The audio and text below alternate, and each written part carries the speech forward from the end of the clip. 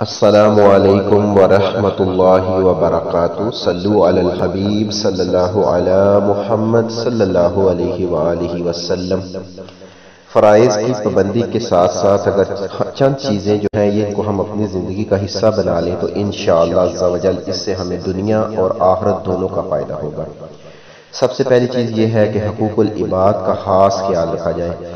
ہمارے ہاتھ، کان، پاؤں، کسی بھی چیز سے، زبان سے، کسی بھی چیز سے کسی مومن کو تکلیف نہ پہنچے، اس کا ہمیں خاص خیال رکھنا چاہیے۔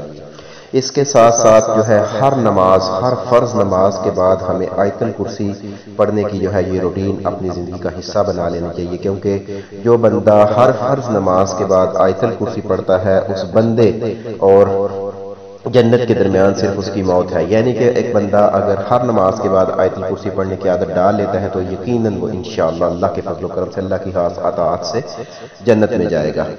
اور اس کے علاوہ جو ہے رات کو آپ تسبیح فاطمہ پڑھیں تاکہ آپ کی تھکن دور ہو۔ تھکاوٹ دور کرنے کا اس سے اور بہترین کوئی وظیفہ نہیں ہے کہ آپ تسبیح فاطمہ پڑھیں، جس میں آپ جو ہے 33 دفعہ سبحان اللہ، 33 دفعہ الحمدللہ اور 34 دفعہ اللہ اکبر، اور رات کو سوتے وقت جو ہے سورۃ الفاتحہ بھی پڑھ لیا کریں اور سورۃ الفلق اور سورۃ الناس، یہ دونوں صورتیں اپنی زندگی کا حصہ بنائیں تاکہ آپ ہر قسم کے جادو کے اثرات اور لوگوں کی بری نظروں سے بچ سکیں۔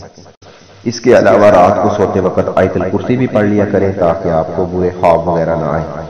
تو ان چیزوں پر عمل کریں، انشاءاللہ عز و جل اللہ سے پورے یقین اور کامل کے ساتھ امید رکھیں کہ انشاءاللہ آپ کو دنیا میں بھی کامیابی ملے گی، آخرت میں بھی کامیابی ملے گی، آپ کی تھکاوٹ بھی دور ہوگی، آپ جادو ٹونے سے بھی محفوظ رہیں گے، اور انشاءاللہ جنت کے حصول میں بھی آپ کے لیے آسانی پیدا کر دی جائے گی انشاءاللہ عز و جل۔ اللہ پاک ہمیں صحیح معنوں میں دین اسلام پر چلنے کی توفیق عطا فرمائے۔ اللہ پاک ہمیں تمام بیماریوں، پریشانیوں، دکھوں اور تکلیفوں سے محفوظ رکھے، اور اللہ تعالیٰ آپ کو بھی دونوں جہانوں کی بھلائیاں عطا فرمائے، خوشیاں عطا فرمائے، ہر دکھ اور تکلیف سے محفوظ رکھے۔ اللہ کی رضا کے لیے علم دین حاصل کریں، خود بھی سیکھیں اور دوسروں کو بھی سکھائیں۔ السلام علیکم ورحمۃ اللہ وبرکاتہ۔